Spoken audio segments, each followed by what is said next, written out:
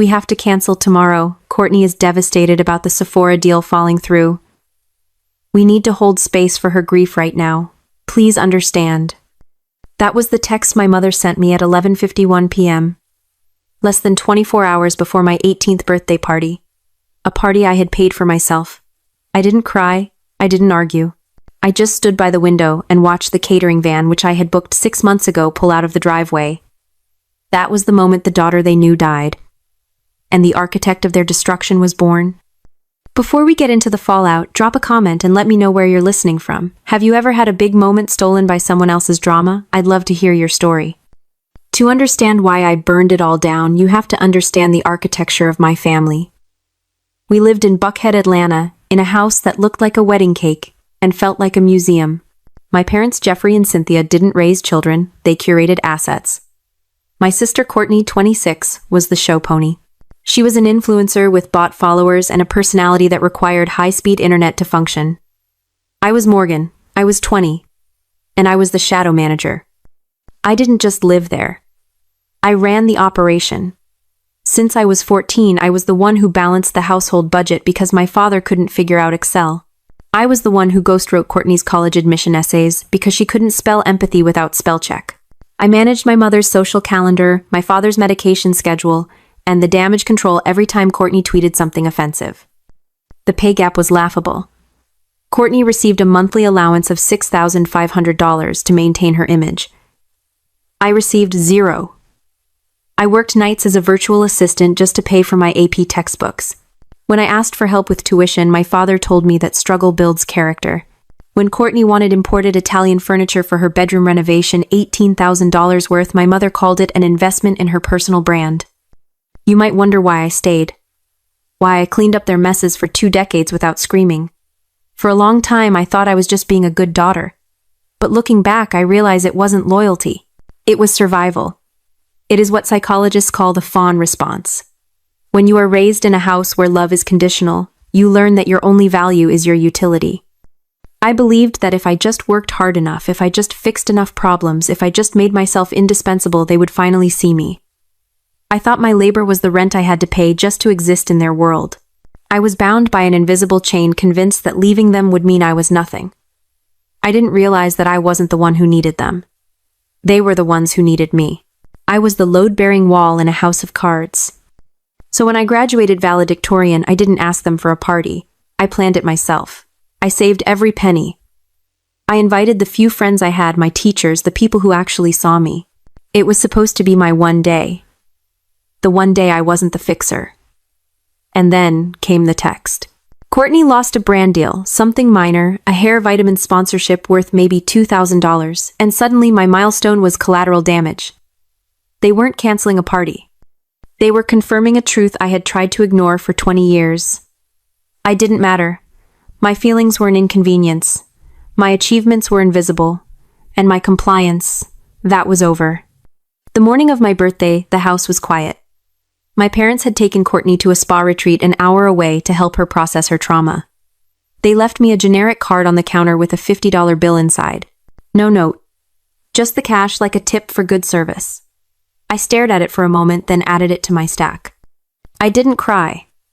I didn't scream into a pillow. I moved with surgical precision. I had spent the last 6 months secretly moving my most precious belongings into a storage unit just in case. Now I finished the job. I packed my clothes, my laptop, my diplomas, and the few sentimental items I had managed to keep hidden from Courtney's envy. I wiped my laptop, removing all the family budget spreadsheets, the password lists, and the contact databases I had built for my mother's social club. I left the house key on the kitchen counter right next to a single sheet of paper. On it, I had written a list of every password I had changed that morning: banking, email, social media, utilities, and at the bottom, I wrote one sentence. I am resigning from the position of daughter. I walked out the front door, locked it behind me, and got into my car. As I drove away from the manicured lawns of Buckhead, I didn't look back. I felt lighter, like gravity had suddenly released its hold on me. I drove straight to a studio apartment I had leased 3 weeks ago under a different name, a contingency plan I had hoped I wouldn't need. But as I unlocked the door to my empty, quiet space, I realized I didn't just need it. I deserved it. I wasn't running away. I was finally arriving. The first week, my phone was silent. I suspect they were waiting for me to crawl back. In the narrative they had constructed, I was the ungrateful child. Throwing a tantrum and hunger or loneliness would eventually drive me home. They expected me to fail because they had never bothered to notice that I was the only one succeeding. They gave it 7 days. Then the ecosystem I had maintained for 6 years began to suffer system failure. It started small. The Wi-Fi at the estate went down. My father, Jeffrey, called me 3 times in a row. He didn't leave a voicemail, but I knew exactly what was happening. He didn't know the password. He didn't know the provider. He didn't know that I negotiated the contract every year to keep the high-speed fiber optic running for Courtney's live streams. I didn't answer. 2 days later, the cracks widened. Courtney missed a flight to Tulum for a brand trip. For years, I had been her personal travel agent, tracking her itinerary, checking her in, and arranging the Uber Black to the airport. This time she showed up at the wrong terminal 3 hours late because she couldn't read a 24-hour clock. She left me a voicemail that was 90% screaming and 10% threats to sue me for sabotage. She didn't seem to realize that doing nothing isn't sabotage. It's just reality. Then came the heavy hit. My father missed a dinner with a potential angel investor. I used to sync his calendar, send the confirmation emails, and even prep his briefing notes. Without me, the calendar alert didn't go off.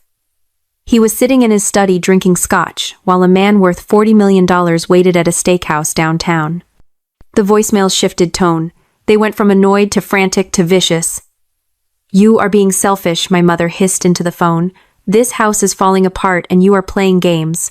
Come home and fix this." They didn't miss me. They missed the service. They missed the infrastructure. Watching them spiral from the quiet safety of my studio apartment, I realized something profound about the nature of their lifestyle. I used to think they were powerful. I used to be intimidated by their wealth, their status, the way they walked into a room and commanded attention. But I realized that what I was looking at wasn't power. It was the illusion of power of the empty wallet. In sociology, there is a distinction between being wealthy and performing wealth. My parents were performers. Their status was a cognitive dissonance, a gap between their reality and their self-image that could only be bridged by constant, exhausting maintenance. They didn't own their position in society, they rented it. And the rent was paid in debt, in favors, and in my invisible labor. Their entire lives were a stage set.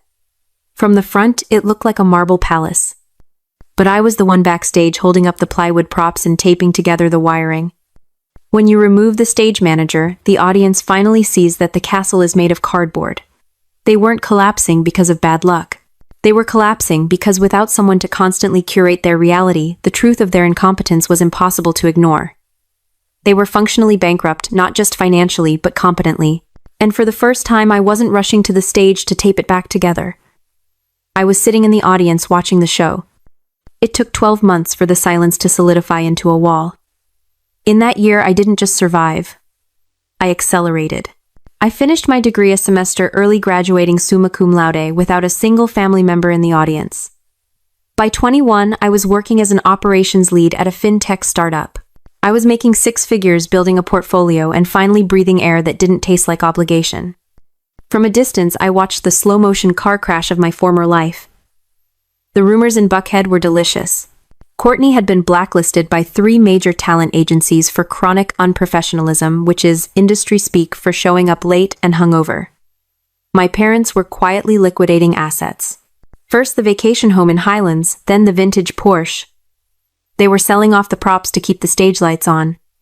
I felt a distant clinical pity for them, like watching a nature documentary where the gazelle is too slow.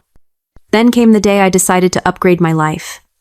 I found a loft in Midtown, exposed brick floor to ceiling windows, the kind of place that signaled you had arrived. I had the salary. I had the savings. I walked into the leasing office with the confidence of someone who had meticulously engineered her own stability.